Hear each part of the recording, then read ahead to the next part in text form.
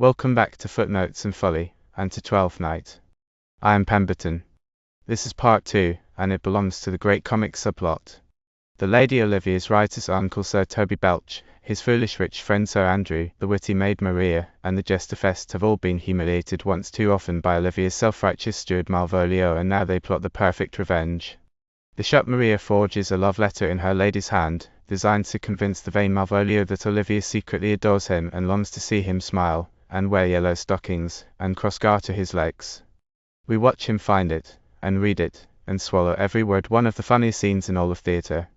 And threaded through the laughter is one of the tenderest moments in Shakespeare, as the disguised Viola tells the Duke, without ever quite telling him, exactly how much she loves him. Let us go on. Antonio and Sebastian enter on the sea coast. Will you stay no longer? And will you not let me go with you? With your pardon, no. My stars shine darkly over me. The bad luck of my fate might perhaps infect yours, so I must ask your permission to bear my troubles alone. It would be a poor repayment for your love to lay any part of them on you. At least let me know where you are bound. No, truly, sir. My intended journey is nothing but wandering. But I see in you such an excellent sense of honorable restraint that you will not force from me what I would rather keep hidden. That very courtesy obliges me in good manners to explain myself. You must know then, Antonio, that my name is Sebastian, though I called myself Rodrigo. My father was that Sebastian of Messalin whom I know you have heard of.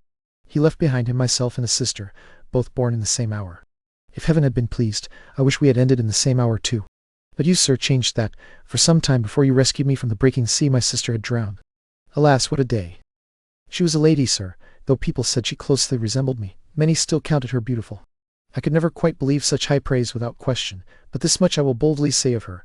She had a mind so noble that even envy would have had to call it fair. She is already drowned in salt water, sir, though I seem to drown her memory again with more tears. Forgive me, sir, for the poor comfort I have given you. O good Antonio, forgive me for the trouble I have caused you. If you will not kill me for loving you, let me be your servant. If you do not want to undo what you have done, that is, kill the man you saved, do not ask it. Farewell all at once. My heart is full of affection, and I am still so near my mother's softness that, with the least further cause, my eyes will betray me. I am bound for Count Orsino's court. Farewell. Sebastian exits. Antonio remains. May the kindness of all the gods go with you. I have many enemies in Orsino's court, or I would very soon see you there. But come what may, I adore you so much that danger will seem like sport, and I will go. Antonio exits. Viola enters in a street. Malvolio enters from another door.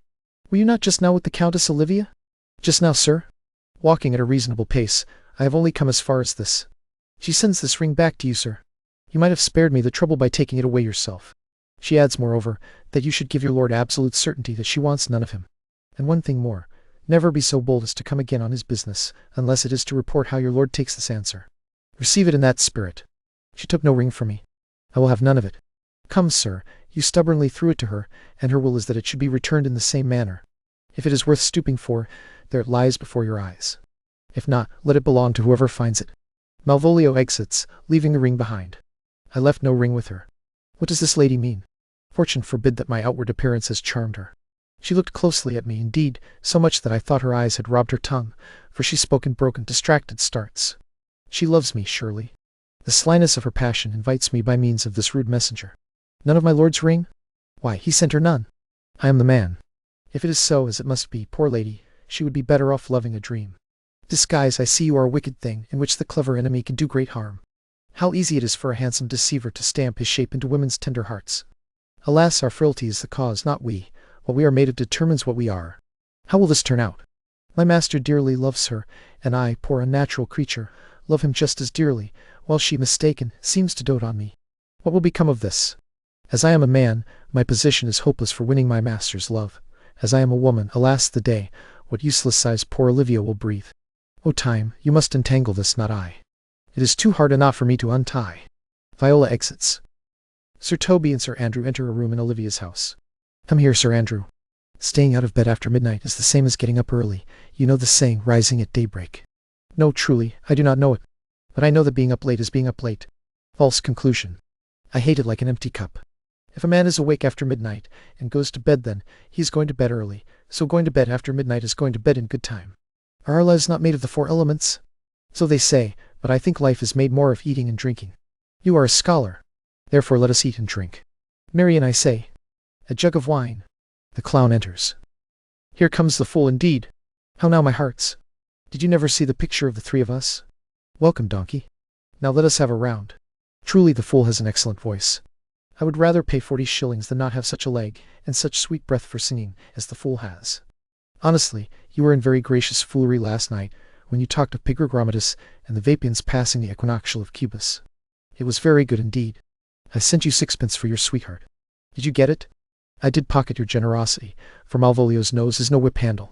My lady has a white hand, and the Myrmidons are no cheap alehouses. Excellent.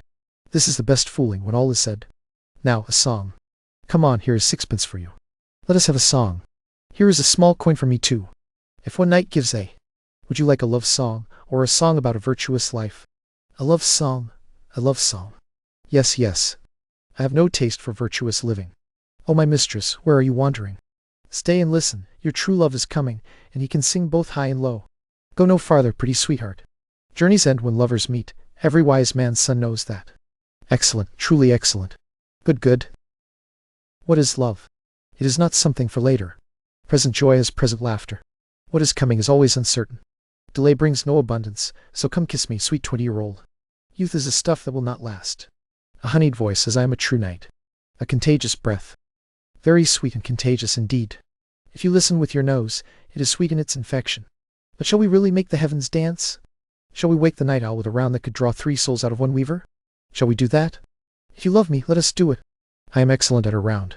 By Our Lady, sir, and some dogs are excellent at catching too. Most certain. Let our round be, you rascal. Hold your peace, you rascal knight. Then I shall be forced in it to call you rascal knight. It will not be the first time I have forced someone to call me rascal.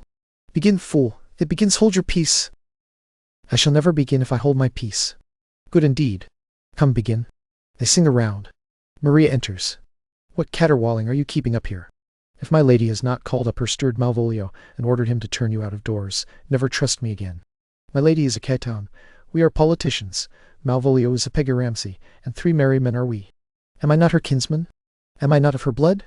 Nonsense. Lady! There once lived a man in Babylon, lady, lady. Bless me, the knight is an admirable fooling. Yes, he does well enough when he is in the mood, and so do I too. He does it with better grace, but I do it more naturally. On the 12th day of December. For the love of God, be quiet. Malvolio enters. Gentlemen, are you mad? What are you? Have you no sense, manners, or decency, that you jabber like tinkers at this time of night? Are you making my lady's house into an alehouse, squealing out your cobbler's rounds with no softening and no remorse of voice? Have you no respect for place, people, or time? We did keep time, sir, in our rounds. Go hang. Sir Toby, I must speak plainly with you.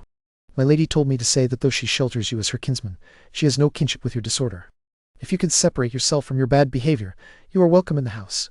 If not, and if it would please you to take your leave of her, she is very willing to bid you farewell. Farewell, dear heart, since I must needs be gone. No, good Sir Toby. His eyes show that his days are almost done. Is it like that? But I will never die. Sir Toby, there you lie. This does you great credit. Shall I tell him to go? What if you do? Shall I tell him to go and not spare him? Oh, no, no, no, no, you dare not. Out of tune? Sir, you lie. Are you anything more than a steward? Do you think that because you are virtuous there will be no more cakes and ale? Yes, by St. Anne, and hot ginger in the mouth too. You have it right. Go, sir, polish your chain with breadcrumbs. A jug of wine, Maria. Mistress Mary, if you valued my lady's favours anything more than contempt, you would not encourage this uncivil riot. She shall know of it by this hand. Malvolio exits. Go shake your ears. It would be as good a deed as drinking when a man is hungry to challenge him to a duel, then break the appointment and make a fool of him. Do it, knight. I will write you a challenge, or I will deliver your outrage to him by word of mouth. Sweet Sir Toby, be patient for tonight. Since the Count's young man was with my lady today, she has been very unsettled. As for Monsieur Malvolio, leave him to me. If I do not trick him into a byword and make him common entertainment, do not think I have enough wit to lie straight in my bed. I know I can do it. Tell us, give us something about him. Well, sir, sometimes he is a kind of Puritan. Oh, if I thought that, I would beat him like a dog. What, for being a Puritan? Give us your exquisite reason, dear knight. I have no exquisite reason for it, but I have reason good enough. The devil he is a Puritan, or anything consistently, except a flatterer of the times, an affected ass who memorizes grand behavior and pours it out in huge chunks. He is the man most convinced of his own worth, so stuffed, as he thinks, with excellences, that it is an article of his faith that everyone who looks at him loves him. On that weakness my revenge will find excellent ground to work. What will you do? I will drop in his path some mysterious love letters. In them by the color of his beard, the shape of his leg, the way he walks, and the expression of his eye, forehead, and complexion, he will find himself described so exactly that he must feel it is him. I can write very much like my lady, your niece. A forgotten matter, we can hardly tell our handwriting apart. Excellent. I smell a plot. I have it in my nose too. He will think from the letters you drop that they come from my niece, and that she is in love with him. That is indeed the color of my plan. And that horse of yours will make him an ass. An ass without doubt. Oh, it will be admirable. Royal sport, I promise you. I know my medicine will work on him. I will plant you two, and let the fool make a third, where he will find the letter. Watch how he interprets it. For tonight, go to bed and dream of what will happen. Farewell. Maria exits. Good night, Penthesilea. By my faith, she is a good girl. She is a true bred hound, and one that adores me. What of that? I was adored once too. Let us go to bed, knight. You had better send for more money. If I cannot win your niece, I am badly out of pocket. No money, knight. If you do not have her in the end, call me a gelding. If I do not, never trust me. Take that however you like. Come, come, I will go heat some sack. It is too late to go to bed now. Come, knight, come, knight. They exit. Duke, Viola, Curio, and others enter. Music is called for in a room of the Duke's palace. Give me some music. Good morning, friends. Now, good Cesario, let us have that song, that old antique song we heard last night. I thought it eased my passion far more than the light airs and polished phrases of these brisk, dizzy times. Come, just one verse. The man who should sing it is not here, if it please your lordship. Who was it? Fest, the jester, my lord, a fool whom Lady Olivia's father greatly delighted in. He is somewhere about the house. Find him and play the tune meanwhile. Curio exits. Music plays. Come here, boy. If ever you fall in love, remember me in its sweet pains. For all true lovers are just as I am, restless and flighty in every motion, except in the constant image of the person beloved. How do you like this tune? It echoes the very place where love sits enthroned. You speak like a master. I would stake my life on it. Young as you are, your eye has rested on some face it loves. Has it not, boy? A little, by your leave. What kind of woman is she? Of your complexion. Then she is not worthy of you. What age is she, in faith? About your age, my lord. Too old, by heaven. A woman should always take a man older than herself. Then she grows to suit him, and holds an even place in her husband's heart. For a boy, however much we praise ourselves, our desires are more unsteady and uncertain, more eager, wavering, and quickly lost and worn out than women's are. I think that is true, my lord. Then let the woman you love be younger than yourself, or your affection will not keep its aim. Women are like roses. Once their fair flower opens, it begins to fall that very hour. And so they are. Alas, that it should be so, to die just when they have grown to perfection. Curio enters with the clown. Ah, fellow, come. The song we had last night. Listen, Cesario, it is old and plain. Spinners and knitters sitting in the sun, and free young women weaving thread with bone needles, used to sing it. It is simple truth, and plays with the innocence of love as people did in old times. Are you ready, sir? Yes. Please sing. Music plays. The clown sings. Come away, death, and let me be laid in sad cypress. Fly away, breath. I am killed by a fair, cruel maid. Prepare my white shroud, all covered with you. No one ever shared death more truly than I. Not one flower, not one sweet flower, should be scattered on my black coffin. Not one friend, should greet my poor corpse where my bones are thrown. To save 1,000,000 sighs, lay me where no sad true lover will ever find my grave and weep there. There is payment for your trouble. No trouble, sir. I take pleasure in singing, sir. Then I will pay your pleasure. Truly, sir, pleasure will be paid for sooner or later. Now give me permission to leave you. May the melancholy god protect you, and may the tailor make your doublet of changeable taffeta, for your mind is a perfect opal. I would send men of such constancy to sea, so that their business might be everything and their purpose everywhere. That is the way to make a fine voyage out of nothing. Farewell. The clown exits. Let everyone else withdraw. Curio and the attendants exit. Once more, Cesario, go to that same sovereign cruelty. Tell her my love, more noble than the world, cares nothing for the amount of her common lands. Tell her I value the gifts fortune has bestowed on her as lightly as fortune herself. It is that miracle, the queen of jewels, which nature has adorned her with, that draws my soul. But what if she cannot love you, sir? I cannot accept such an answer. Truly, but you must. Suppose some lady, as perhaps there is, suffered as great a heartache for love of you as you suffer for Olivia. You cannot love her, you tell her so. Must she not then accept that answer? No woman's breast can endure the beating of so strong a passion as love gives my heart. No woman's heart is large enough to hold so much, they lack the power to keep it. Alas, their love may be called appetite, not a motion of the heart but of the palate. It suffers excess, disgust, and rejection. Mine is as hungry as the sea, and can digest as much.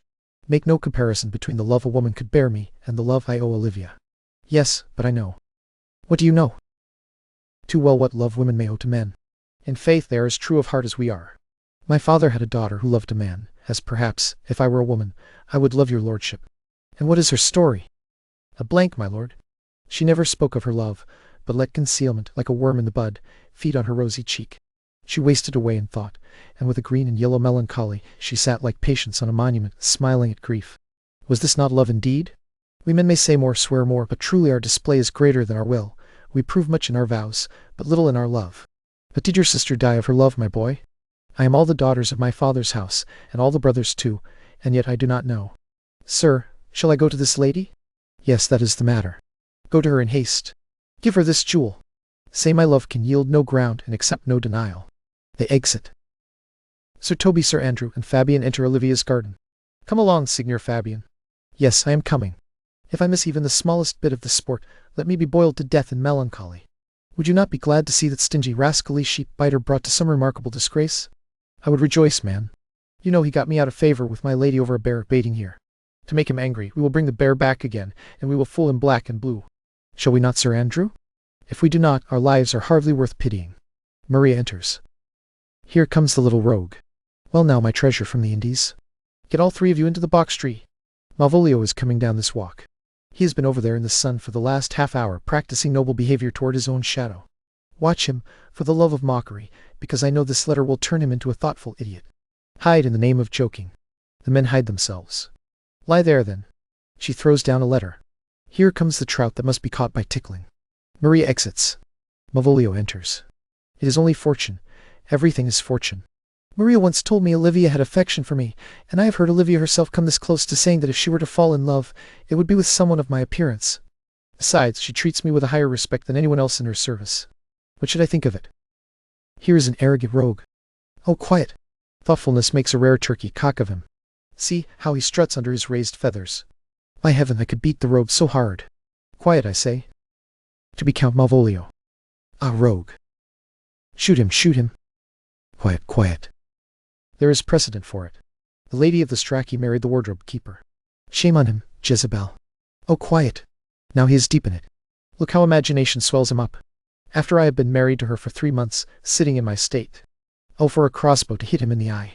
Call in my officers around me, in my embroidered velvet gown, having just come from a day where I have left Olivia sleeping. Fire and brimstone. Oh, quiet, quiet. And then to have the manner of high rank, and after a solemn wandering glance, telling them I know my place, as I expect them to know theirs, I ask for my kinsman Toby. Chains and shackles. Oh, quiet, quiet, quiet. Now, now. 7 of my people leap obediently, and go to fetch him. I frown meanwhile, and perhaps wind up my watch or play with some rich jewel. Toby approaches, he bows there to me. Shall this fellow be allowed to live? Even if silence has to be dragged out of us with ropes, keep quiet. I extend my hand to him like this, suppressing my familiar smile with a stern look of command. And does Toby not give you a blow on the mouth then? Saying, Cousin Toby, since my fortune has joined me to your niece, allow me this privilege of speech. What? You must correct your drunkenness. Out, you scab! No patience, or we break the muscles of our plot. Besides, you waste the treasure of your time with a foolish knight. That is me, I promise you. One Sir Andrew. I knew it was I, because many people call me a fool. Taking up the letter. What business do we have here? Now the woodcock is close to the trap. Oh, quiet! And may the spirit of whims prompt him to read it aloud. By my life, this is my lady's handwriting.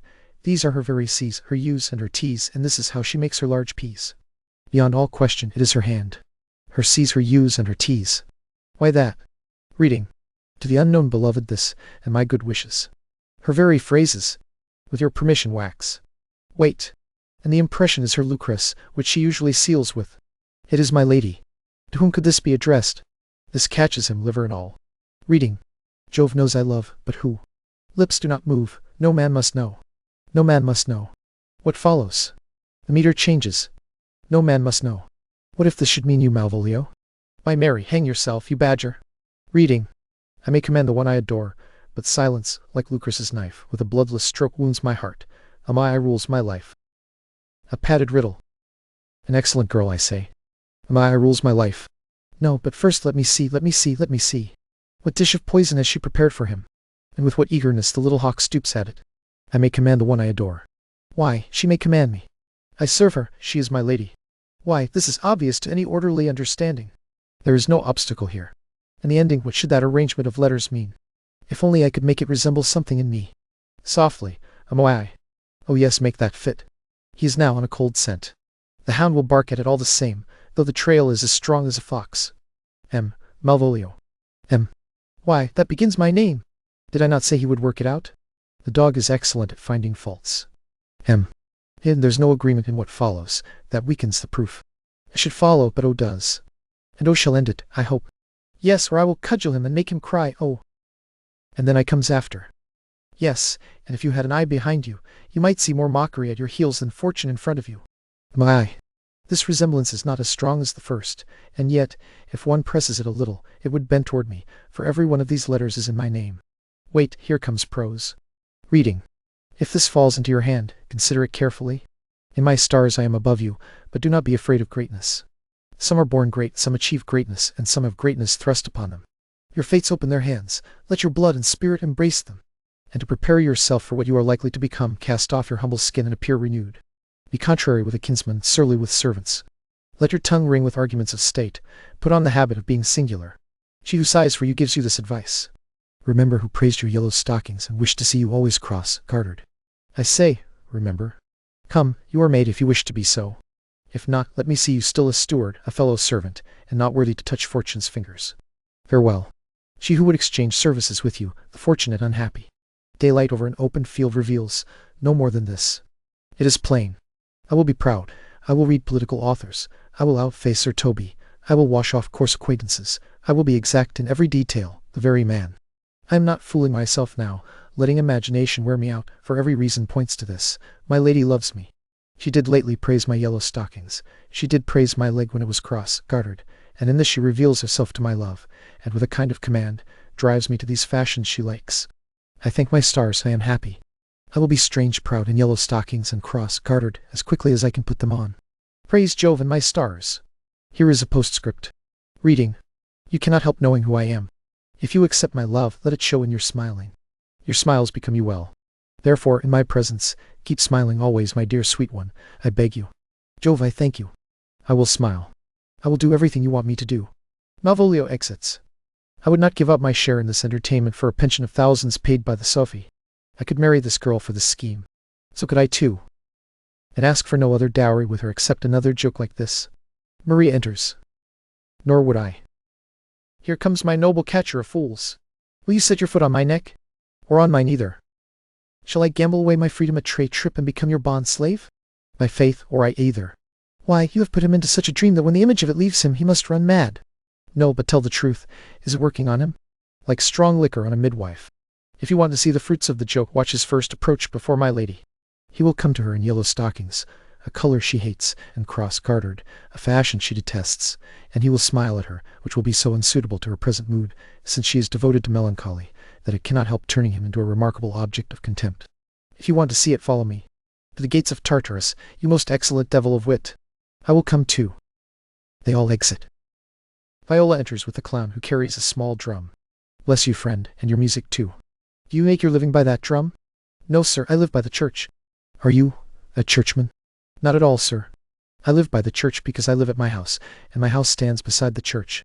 Then you might say the king lies beside a beggar if a beggar lives near him, or that the church stands by your drum if your drum stands by the church. You have said it, sir. Look at this age we live in. A sentence is only a soft glove to a quick wit. How easily it can be turned inside out. Yes, that is certain. People who play too delicately with words can soon make them indecent. Then I wish my sister had never had a name, sir. Why, man? Because, sir, her name is a word, and to play with that word might make my sister indecent. But truly, words are rascals now, ever since bonds disgraced them. What is your reason, man? Honestly, sir, I can give you none without words, and words have grown so false that I am reluctant to prove reason by using them. I am sure you are a merry fellow, and care for nothing. Not so, sir. I do care for something. But on my conscience, sir, I do not care for you. If that is caring for nothing, sir, I wish it would make you invisible. Are you not the Lady Olivia's fool? No, indeed, sir. The Lady Olivia has no foolishness. She will keep no fools, sir, until she is married, and fools are as like husbands as pilchards are to herrings, except the husband is the bigger fish. I am not truly her fool, but her corrupter of words. I saw you lately at the Count Orsino's. Foolery, sir, travels around the world like the sun. It shines everywhere. I would be sorry if the fool were not as often with your master as with my mistress. I think I saw your wisdom there. No more. If you start playing on me, I am finished with you. Here, there is money for your expenses. Now may Jove in his next shipment of hair send you a beard. In truth, I will tell you, I am almost sick with wanting one, though I would not have it grow on my chin. Is your lady inside? Would not a pair of these coins have bread, sir? Yes, if they were kept together and put to use. I would play Lord Pandarus of Phrygia, sir, and bring a Cressida to this Troilus. I understand you, sir. That is well begged. The matter, I hope, is not great, sir, since I am only begging a beggar. Cressida was a beggar. My lady is inside, sir. I will explain to them where you come from, who you are, and what you want are beyond my sky. I might say element, but the word is worn out. The clown exits. This fellow is wise enough to play the fool, and to do it well requires a special kind of wit. He must watch the mood of everyone he jokes with, their rank, and the moment. Like a wild hawk, he must turn at every feather that crosses his eye. This work takes as much labor as the art of any wise man. Folly, when he displays it wisely, is fitting, but wise men, once fallen into folly, spoil all their wit. Sir Toby and Sir Andrew enter. God save you, gentlemen. And you, sir? God keep you, monsieur. And you as well, your servant. I hope, sir, you are, and I am yours. Will you face the house? My niece wants you to come in, if your business is with her. I am bound for your niece, sir. I mean, she is the goal of my journey. Try your legs, sir, set them moving. My legs understand me better, sir, than I understand what you mean by telling me to try them. I mean go, sir. Go in. I will answer you by walking and entering. But we are interrupted. Olivia and Maria enter.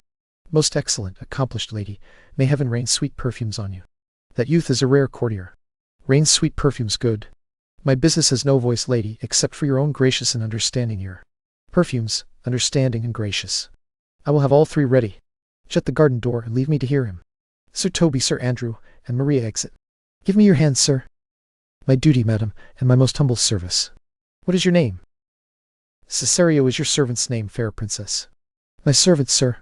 The world has not been merry since lowly pretending was called compliment. You are servant to the Count Orsino, youth. And he is yours, and what is his must be yours. Your servant's servant is your servant, madam.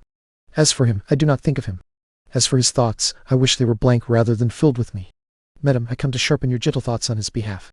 Oh, with your permission, please. I told you never to speak of him again. But if you would undertake another suit, I would rather hear you plead that than hear the music of the spheres.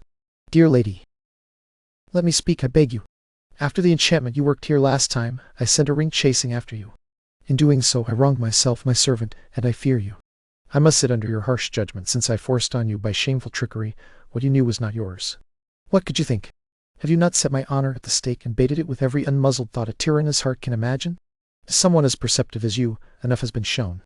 A veil, not my breast, hides my heart. Now let me hear you speak. I pity you. That is one step toward love. No, not a step. Common experience proves that very often we pity our enemies. Then I think it is time to smile again. O world, how ready the poor are to be proud. If one must be prey, how much better to fall before the lion than the wolf. A clock strikes. The clock scolds me for wasting time. Do not be afraid, good youth, I will not have you. And yet, when wit and youth have ripened to harvest, your wife is likely to reap a fine man. There lies your way, due west. Then westward, ho! Grace and good nature attend your ladyship. Have you nothing, madam, to send to my lord by me? Stay. Please tell me what you think of me. That you think you are not what you are. If I think so, I think the same of you. Then you think rightly. I am not what I am. I wish you were as I would have you be. Would that be better, madam, than I am? I wish it might be, for now I am your fool. Oh, how much scorn looks beautiful in the contempt and anger of his lips. Murderous guilt does not reveal itself faster than love that tries to hide. Love's night is noon.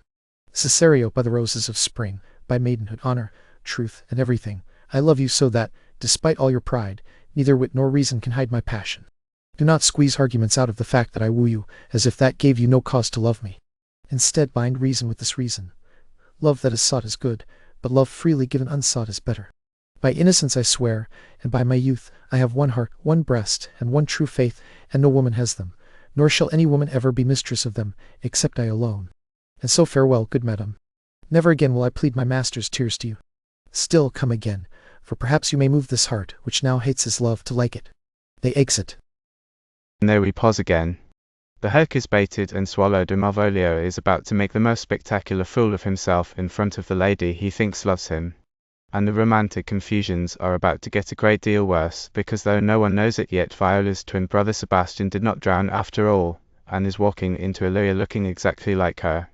Next time, in part 3, Yellow Stockings, a cowardly duel, and a case of double vision. Mind the footnotes, and beware the folly.